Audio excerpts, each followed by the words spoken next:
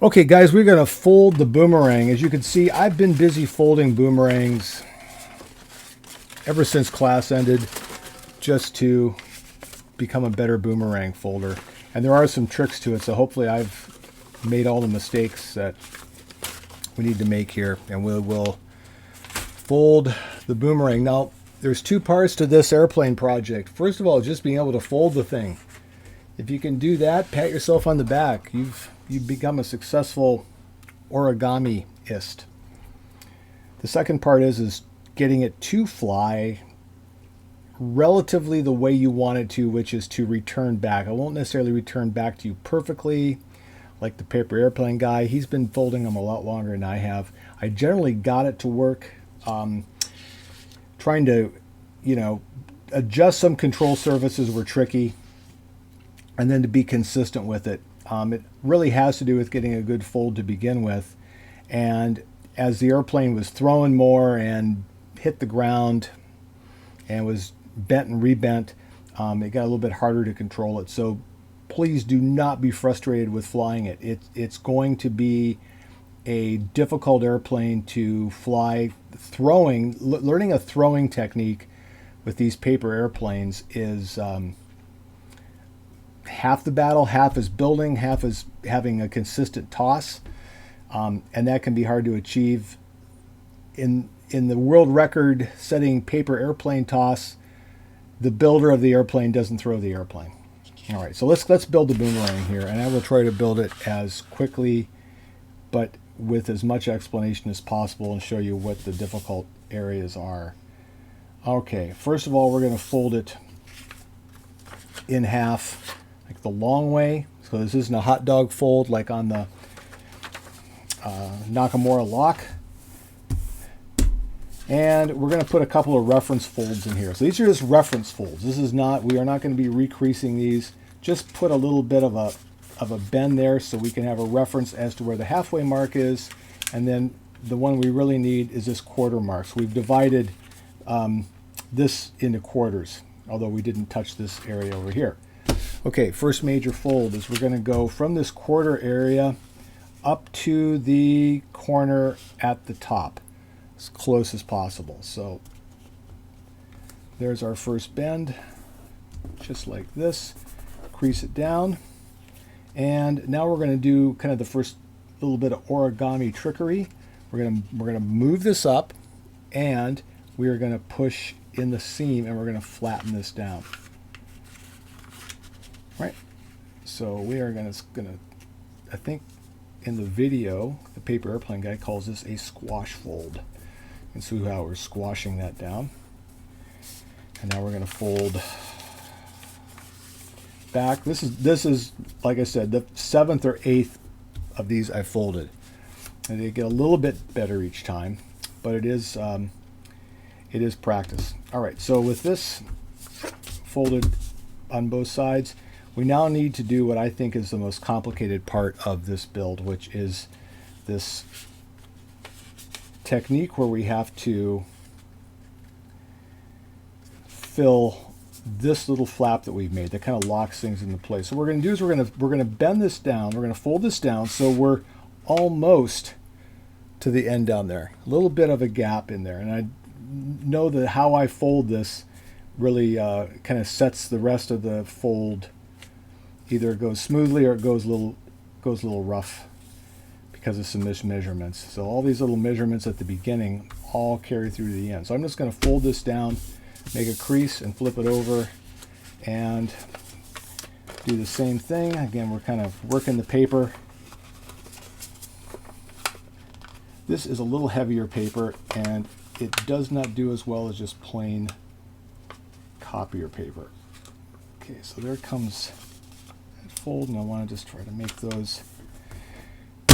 All right, so now we got both sides folded. Now this is the critical part. This is the part that I have difficulty with, is we are going to have to fold this up so we can fit it into this slot. So we have to make this area skinnier. This has to be skinnier. So I'm just going to put my fingers on this seam here, and then I'm going to take my other hand and just start pushing this up And what I'm going to have to do is, this is the most origami part of this, is I'm going to have to fold this over so I can fold it into that crease. You can see what I'm kind of up against here.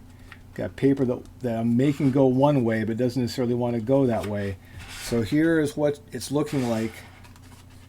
And we'll do the other side so to give you guys a chance to see. If this comes out correct, you get this little valley in here. Right? It looks like you can almost fill this up with something. All right, so you get this little valley. We haven't made any sharp creases here. So keeping this as flexible as possible, we are going to slide this in. And we're going to have to do a little massaging of the paper in terms of making it fit. And once we get that, I am going to fold this so we are down to the center crease here. All right, so this end I'm putting at the center crease, and this other top part is in the corner where I've just done that fold, and then we're going to just press down, and we got side number 1 done. Over to side 2. Again, take my fingers, find out where that crease is. Push this up. So I can now, on this side, I can start to feel where that crease is and how thin I'm going to have to fold this. And here comes the little push. And again, I like this so far because we haven't bent or creased this area. There's that little valley I was talking about. The little, looks like you could put something in it. A little container. I could fold it a little cup. But now we're going to take, and being as gentle as we can, we are going to put this into that little flap. Work it down until it falls into place. And this is where you're going to have a little bit of patience. Trust me, folding paper does not come naturally to me.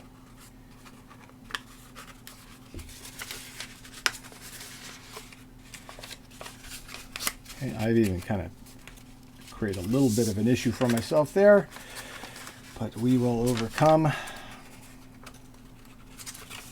And down she goes.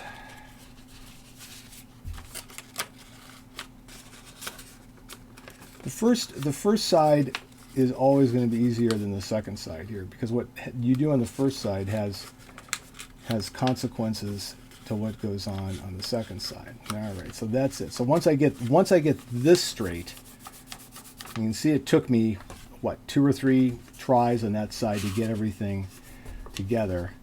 I can go ahead and I just want to match, so I'm going to try to match this up. Again, we're going to go down to that point there, and we're going to match it up as symmetrically as possible. And if you know what, actually, if you've gotten this far, you have won the game.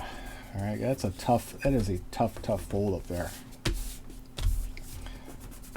You know, I've seen other boomerang designs that don't seem to have quite this complexity in terms of that part of the fold. All right, so we can flip her back, and we're going to fold the wings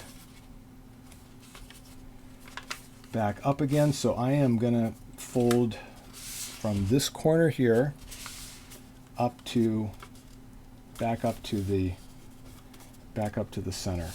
So these are going to go back up.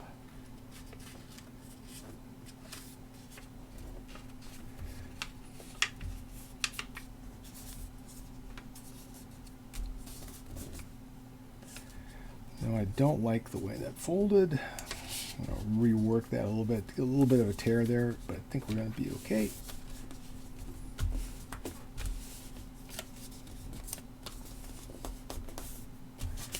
And now we can flip back, do the same thing with this side. It's almost easier in this case on the second side because you got that first side that you're trying to be symmetrical with. All right. There we go. All right, so now kind of origami move Number 2, with this folded up, we're going to open it like this and put your fingers in, and we're going to bend down the top part to expose all those inner folds. So we got that major triangle here, and then we got our tuck-in folds on this side. All right, so at this point we can flip it over to our clean side, and we're just going to bend this back. I want to bend it so we're going to be creasing right here on each side. So here we go.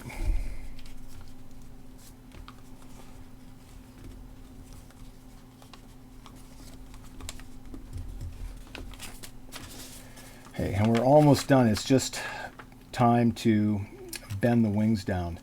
So we're going to fold this up like this. So we're going to fold it in on the big triangle, and we have all our pocket folds on this side. And now we have to bend our wing so it's going to be parallel with the bottom of the aircraft. So if you want to measure that, you can. I am just going to kind of eyeball it here and do a parallel crease. So we want this crease parallel with this.